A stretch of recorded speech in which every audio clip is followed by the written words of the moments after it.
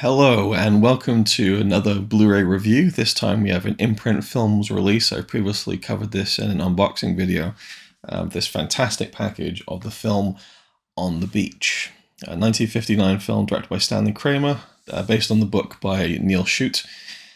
Holy moly. Someone in the comments said on my unboxing video that this is a special one, and wow, holy shit. I almost want to I joked in my previous review of The Hunchback of Notre Dame that I was kind of going to radically present the Blu-ray review as talking about the film, the Blu-ray, the extras, and final thoughts.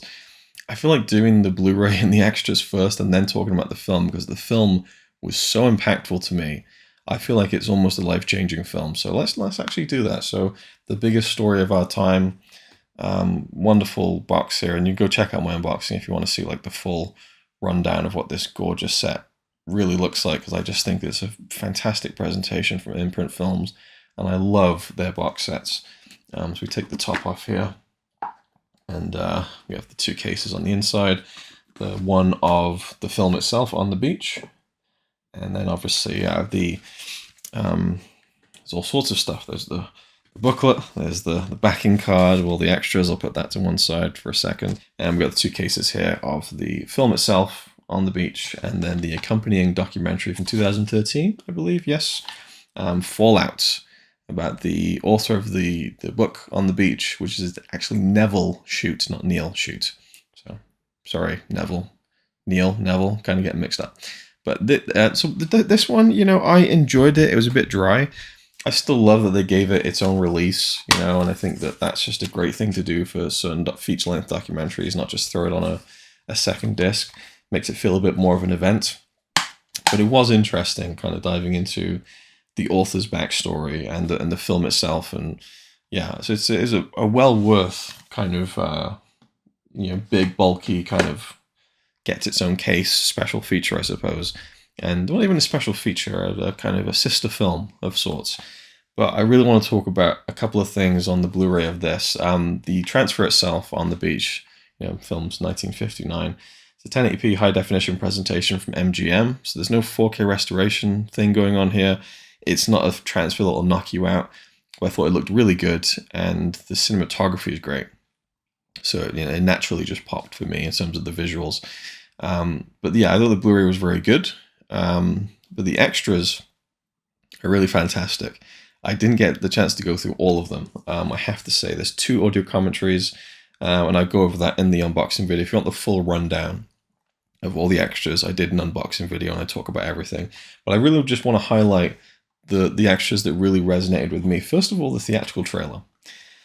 It's less a theatrical trailer and more like a kind of a newsreel style piece of like showing you the premieres in all the like major cities around the world, like over in like Japan and like in London and in Australia. And I thought that was really fascinating. It's just like a great time capsule of the film's release, and also like the way they marketed this film. Holy shit! Like there's this big billboard that's just like, if you never see another film in the rest of your life, make On the Beach the last one. Like it's like they really like driving hard that this is like an event picture. And it's interesting because I feel like the general consensus on this film is that yeah, it's okay, but it's a bit melodramatic, and it was reappraised more as time went on. But and I can see the criticisms people have as well, this being a bit melodramatic, but man, I loved it. I feel like it should be a classic film that's discussed more in some of the kind of the lofty heights of other classics that get bandied around when people talk about some of the greatest films ever made. Would I call this one of the best films ever made? No, but it certainly was one of the most provoking films I've ever seen. Another extra I thought was fantastic is but there's no real name for it. It's newly discovered. It's kind of almost like hidden on the back here, but it's called Newly Discovered Outtakes, Location Footage, and Costume Test. This is one of my favorite special features, I think, of any Blu-ray ever. It's 22 minutes of footage that was like recently discovered in like a private collector's collection in 2018. He died a few years before that. And it's lit, and it's this gorgeous quality footage of just offcuts of On the Beach. So you get these moments that you know from the film, but it's the moments in between the moments. The very intense sequence where Anthony Perkins is talking to the actress who plays his wife, and and you see them kind of smiling a little bit in between takes, and it's like totally inappropriate for the scene. But you see that in this, it's almost like montage style, and a lot of it is silent, and they put some kind of soundtrack underneath it, which is for the film very eerie. And I just thought it was this engrossing 22-minute piece of like, and certain things are just like a take of a scene, and then they do the scene again. It's very random, but you'll get to see like scenes that weren't in the movie, like Gregory Peck, jumping up and down the pogo stick and doing his own stunt, falling off into a bale of hay. And you just get that raw, immediate feeling of these, of them getting ready to film. There's a bit where Gregory Peck is kind of just jutting out his chin, getting ready for the shot. There's these little like fascinating things. I would love to see this for every film. It's basically like seeing dailies, but not boring. And for older films, it's even more of a fascinating insight and snapshot into like the making of these movies in a way that you never really get from someone sitting down telling you the history of the film, or someone sitting down and talking about their experiences on the film. The raw footage from the cameras playing out in this kind of weird, it's fantastic. One of the best special features I've ever seen. And there's some good featurettes in there, one from Kim Newman and a video essay by Kat Ellinger, but that one for me is the one that stole the show. It really did. But I really want to dig into even more of this stuff in the future. But time is what it is, and I really want to just get to talking about the film itself as a package. I think that this is phenomenal in terms of the photo booklet that just gives you all the publicity and behind the scenes stills as like a photo book as opposed to a booklet with any writing in it. You just get so many things packed into this, and I'm so glad. And I feel like maybe I want to savor that. I want to like go back to these extras and like get more out of it the next time I watch the film. But yeah, so that's kind of the my thoughts on the Blu-ray itself and the packaging. For me, like presentation-wise, the only thing it's really missing, I suppose, would be is like a brand spanking new 4K restoration from the original negative or something like that. But otherwise, I think that it's pretty much near perfect. The war started when people accepted the idiotic principle that peace could be maintained by arranging to defend themselves with weapons they couldn't possibly use without committing suicide. All right, let's dig into the film. I'm going to just get my phone up for a second so I can kind of remember the characters' names, because this film is very much a kind of, and you see on the front case, like it's Gregory Peck, Ava Gardner, Fred Astaire, and Anthony Perkins, right? But that's very apt. It's not just here are the four biggest stars in the movie. It's like here's four great characters in this great film. So Gregory Peck plays Dwight, who is a commander on the USS Sawfish. Ava Gardner plays Moira, and Fred Astaire plays Julian, an Australian scientist, and Anthony Perkins plays Lieutenant Commander Peter Holmes, who's in the Australian Navy. I feel one thing I'll say, I feel like are some people doing British accents? Are they doing Australian accents? Are they Americans who are in Australia who are kind of trying to? It's a bit vague at times. I wanted to name check Donna Anderson, who plays Mary, Peter's wife, because she gets the kind of thankless role of being kind of the fifth wheel amongst this mega cast, I think. But she's really good in the few scenes that she does have in the film. So the story on the beach is set in Australia. And it's after a nuclear fallout, a nuclear war that has ravaged the world and has basically killed most of humanity. Australia is the last continent that is untouched by this nuclear devastation, and but the fallout is coming. And from what they can calculate, they've got a number of months before the radiation hits them. And you got to imagine if it was a nuclear war that wiped out most of the planet, that radiation ain't stopping for no one. No one stops that kind of train. So they're living on borrowed time and living in this limbo of, okay, we are the few who survived amongst the entirety of humanity, and we're just waiting for the days to tick down before we go to. Incredibly like intense subject matter for a story. Holy shit. It grabbed me from the get-go. Gregory Peck, he plays this sub nuclear. I don't know if it's a nuclear submarine, but he's a submarine commander, Dwight, and he has a very tragic backstory. But he's keeping that kind of on the down low. He's kind of stiff upper lip and everything, and he's there in Australia. I mean, all these characters in Australia, and I don't know if it's set in Melbourne, but it was shot in Melbourne. I'm fairly sure.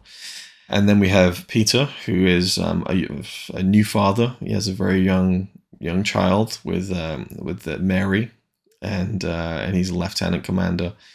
And then you have Fred Astaire's character, whose name I've already forgotten. I don't know whether it's necessary. I just feel like just calling them by their actors' names. Julian, and then he's kind of this scientist who gives these kind of world-weary kind of speeches throughout the film. And then Ava Gardner plays Moira, who is a love interest for Dwight. She's there at a party near the beginning of the film, and they instantly have this kind of strange chemistry together, and she gets too drunk and he ends up putting her to bed.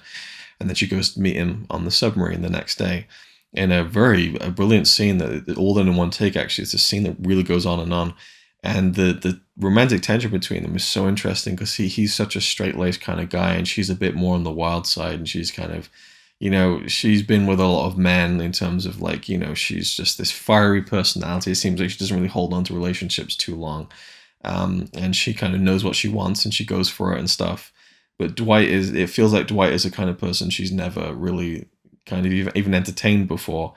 And in this kind of situation where the world has ended and is continuing to end to its final note for mankind, there's this weird extra spark, I think. And I think their chemistry on screen is fantastic. And there's a tragic undertone to their potential romantic relationship that I found really interesting.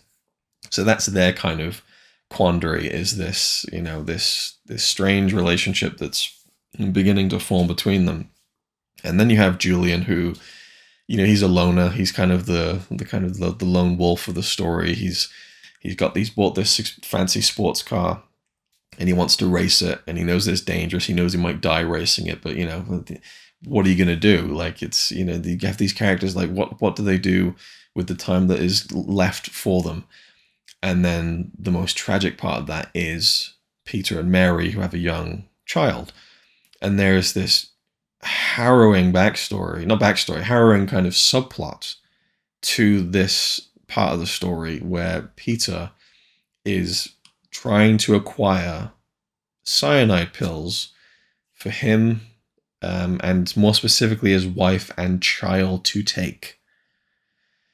Because at one point in the film, they hear a message coming from San Francisco. It's a Morse code message. It's random, but there are certain things that are seeming to make sense. And so it's something, it's anything. They've heard no contact. This is something. And then by their calculations, there's no way anyone could be alive in San Francisco, but there's this Morse code coming through. So they want to send Dwight's ship out. And Peter is going to go along on that journey. He doesn't know if he's going to get back in time before the fallout hits Australia and affects his wife and daughter. And so he wants her to hold on to these pills to give to their child and herself, in lieu of dying of radiation sickness very slowly and painfully over a week or so. And it's just this unthinkable thing, and I really liked the moment when he reveals this to Mary, that this is what, I think we should do.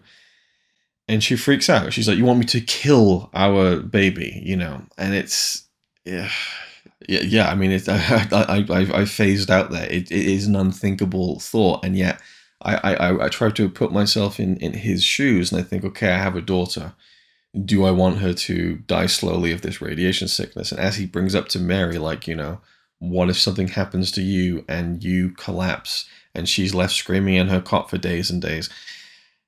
What's the lesser of two horrible ends to our child? And it's rough, and it just makes fucking incredibly compelling drama to me. And then this film's been kind of criticized as melodramatic. I like melodrama, I kind of do, unless it's like badly acted, but this isn't badly acted.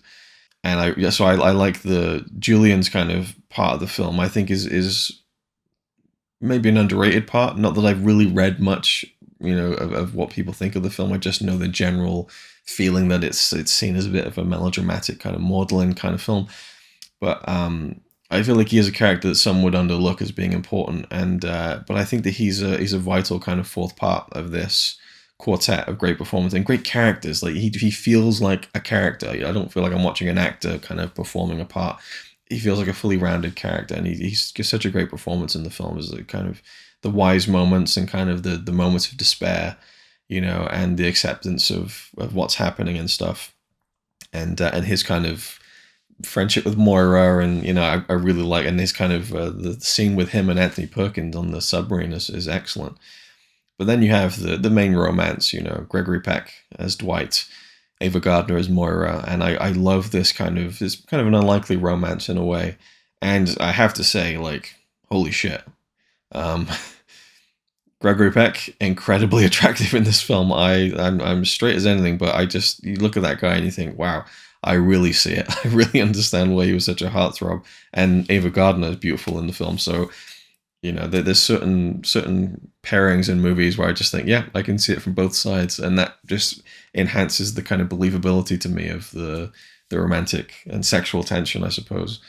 And I just loved the way he performed this character who had this horrible backstory that he's really trying to hold in, and there's a restraint there, but there's just he's such a gentleman, and there's something appealing about that, and she's a damaged person too for different reasons, and I think that they both need each other, and that's just wonderfully portrayed in the film, I think. But just general overall tones, even to the side characters, there's these two guys who are moaning about how much of the alcohol is left. Brandy, I think there's a certain type of alcohol that they only have a certain 100 amount of bottles left, and there's a certain amount of months before they're all going to die, and it's just like, the things that people worry about, when death is coming. But you get people going on the beach and having a good time, racing boats and acting like it's the end of the world isn't coming, and what else are you supposed to do? And there's a facade to that. And I said earlier that it feels like a bit of a life-changing move, because to me it's like, this shit could happen. This shit will happen. I have no doubt in my mind whatsoever that we will destroy ourselves. And I think, honestly, it probably happens everywhere. I think that there doesn't exist a planet, a civilization in this universe that at some point has or will destroy itself. I just think that intelligent life on this scale of us, of humanity, when emotions and kind of feelings of greed and jealousy and anger and lust in all their extremes exist, there's never going to be harmony. And the more that we evolve technologically, the more we sap the natural resources of our planets that we're on, and the more that we fight each other, and the bigger weapons that we make to fight each other, and it becomes all too big, and then eventually a breaking point snaps and we destroy ourselves. They talk about save the planet and all this stuff, and it's not about saving the planet. The planet's going to be fine. Earth's going to be fine far beyond our lifespans. It's really about saving ourselves on this planet, I think. And I don't have hope. I really don't. It's a really pessimistic worldview, but at some point, hopefully not in our lifetimes, hopefully not in my grandkids' lifetimes, but I have a feeling that, at least by the end of this century, fucked. One way or the other, whether it's our destruction of this planet that will eventually get us, or us destroying ourselves. So a film like On the Beach feels oddly prescient of something that hasn't happened yet. But and to be fair, these are worries that people had at that time in the 1950s. This is not too far removed from Hiroshima and the atomic bombs that were used in World War II, and then the testing that went on. Just the creation of the atomic bomb in general was still a very fresh thing in the 1950s, and they were making a film about this eventuality that probably felt even more scary back then, because it felt more immediate, I suppose. That those bombs had only recently, relatively speaking, been dropped on civilians, and on cities. Since then, it's never happened. And so you think, wow, that's been so long. But I mean, God, look at the news. It almost feels closer and closer every day, and that's terrifying. And it is one of my big fears too. But you get drawn to the things you're scared about too, I think. And to me, this is almost a horror film in that respect. But I was just so captivated by it, and hope that I never have to live through that. My kids would never have to live through that. But then, at some point, your descendants, your great grandkids, your great great grandkids are going to live through something like this. Probably, it's I feel like it's an inevitability, and so it feels like a life changing movie to me because it really just bucks up my feeling of like really try to treasure the shit you've got now, because relatively, speaking to the problems that I have in my life, it's I got shit good. I got shit so good. A lot of us have got things so good. Yeah, there's so much bad things going on, but like, try and enjoy the good things. You know what I mean? Like, because it's all so fleeting, in terms of just life in general. But like, something like this happening. I mean, God, I'm the type of person I wouldn't be able to I wouldn't be able to go on the beach and have a nice day knowing that this fallout was heading my way. I'd be so on edge the whole time, just waiting for it. I'd crumble under that shit. But that's why I find the film so fascinating and beautifully performed. Great script as well. I loved Gregory Peck, Ava Gardner, Fred Astaire, and Anthony Perkins, who's just about to go off and make Psycho, but. Yeah, and again, not to discount the actress who played Mary, because and I believe this was her first film, Donna Anderson, I believe. I don't want to get that wrong, so I'm going to double check it just to be 100% sure, before I round off my thoughts here. Yeah, Donna Anderson. Wow, I loved this film, and I love the whole sequence of them going to San Francisco. I won't spoil too much there, and that's another thing. This nuclear fallout. The world is destroyed. They don't really sit around and talk about it all that much. It gets slowly peeled away as the film goes on, which is fantastic. It's not like the film's like a nuclear bomb was dropped on, and then the characters aren't like, well, ever since they dropped those bombs on this city, and like they don't talk like that. It's it's you get the gist of it as the film continues to drag on, and the mission that they go on, San Francisco. And they don't show you like cities bombed out and barren, and they easily could have, and I love disaster movies like of the Roland Emmerich kind of school, and seeing all these, like New York getting hit by a tidal wave, there's something inherently kind of epic about that, and kind of awe-inspiring and jaw-dropping and scary. It's a very provocative kind of image, and that kind of destruction has been a key part of disaster cinema for a very long time. And I feel like we're drawn to the drama of the disaster. Look at the Titanic, one of the most popular, retold stories, and there's such an intrigue to it and stuff. Even though it was a horrible event, that people still talk about it and make films about it and documentaries and things. But that kind of disaster film, that they can really depict destruction on a global scale. But this film, it's all this in the psychological, it's all in the mind, because you don't see anything and they don't see anything. They're cut off from it. So it was a perfect, I mean, yeah, they could have done some like quote unquote nice matte paintings of just destroyed cities around the world, but we're in the mindset of Australia here. It's this island that, and Australia is a huge fucking place, but it feels so closeted and small in this film. We're focusing on this very small section of this city and these people, and you just get certain shots of like the city streets and it's empty, and then they go to San Francisco and it's just empty, and it's just so fucking eerie. It's so much more effective than just bombed out buildings. It's just no one's there, and they're looking through the periscope and they're like, where's all the people? Shouldn't there be bodies? And they say, well, when dogs die, they hide. They go and hide before they die. They don't want to be seen. Maybe humans do the same. They go to bed, And then, there's this fantastic sequence where this one guy in the submarine is like, fuck this shit. He's from San Francisco. He just jumps out the submarine. They're like, what is he doing? And he's like, I'm going home. I'm going home. And the way he just wants to accept his fate there is incredibly moving and powerful, and that's how I would describe the films. And for me, very moving, very powerful. You kind of set this typical kind of opposites attract romance story, a horrible dilemma between these two new parents, and a world weary kind of scientist in Fred Astaire's character Julian.